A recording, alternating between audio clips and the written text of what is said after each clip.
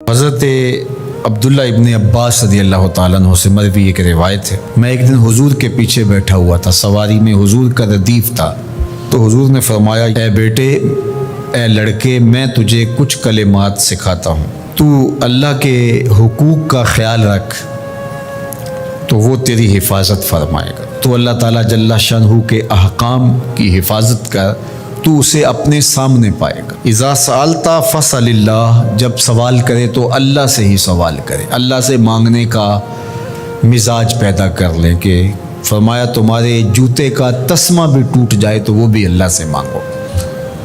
ضرور بازار میں جاؤ دکاندار سے، لیکن حقیقی طلب اللہ سے ہونی چاہیے۔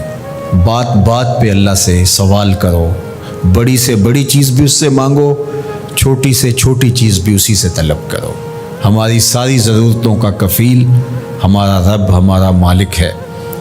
تو دوسری نصیحت یہ کی کہ جب تو استعانت طلب کرے، مدد طلب کرے تو اللہ سے ہی استعانت طلب کرے۔ وعلم، اور جان کہ اگر ساری امت، سارے لوگ، پوری قوم جمع ہو کے تمہیں فائدہ پہنچانے کی کوشش میں لگ جائیں تو تمہیں وہی فائدہ پہنچا سکتے ہیں جو تیرے لیے تیرے رب نے لکھا ہے۔ اور فرمایا وَإِنِ اجْتَمَعُوا عَلَىٰ أَن يَضُرُّوكَ بِشَيْءٍ، اور اگر تمہیں نقصان پہنچانے کے درپے ہو جائیں، لَمْ يَضُرُّوكَ إِلَّا بِشَيْءٍ قَدْ كَتَبَهُ اللَّهُ عَلَيْكَ، تو تجھے صرف وہی نقصان پہنچا سکتے ہیں جو اللہ نے تیرے لیے لکھا ہے۔ سارا زمانہ بھی مخالف ہو جائے، تیرا کچھ نہیں بگاڑ سکتا۔ ہاں، تیرے مقدر میں اگر کوئی چیز، کوئی بگاڑ لکھا ہے تو وہ ہوگا، اس کا ذریعہ وہ بن جائیں گے۔ تو اس لیے پھر اسی سے مانگو، اسی سے طلب کرو۔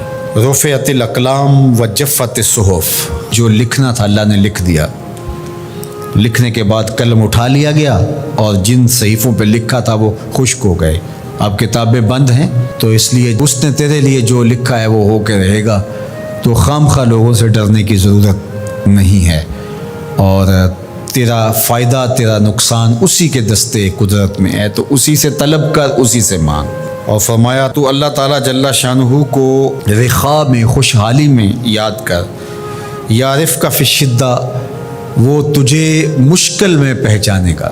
یعنی جو شخص خوشحالی کے دور میں اس کے پاس دولت ہے، صحت ہے، تو اللہ تعالیٰ کو فراموش نہیں کرتا، اللہ اس کی بدحالی کے زمانے میں اس کو فراموش نہیں کرتا۔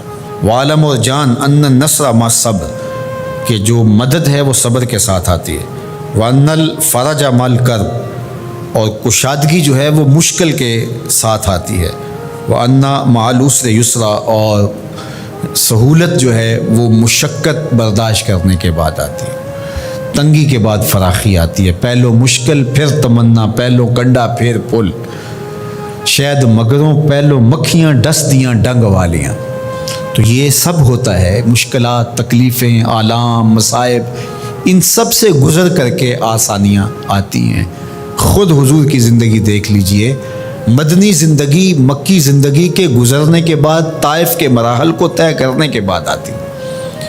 تو ہم ڈائریکٹ اگر چاہیں مکی زندگی کو اختیار کیے بغیر اور طائف کی مشکلات اور سنگلاخ راستوں سے گزرے بغیر مدنی برکتیں حاصل کرنا، تو وہ نہیں پا سکتے۔ تو یہ اللہ تعالیٰ نے ایک نظام رکھا ہوا ہے۔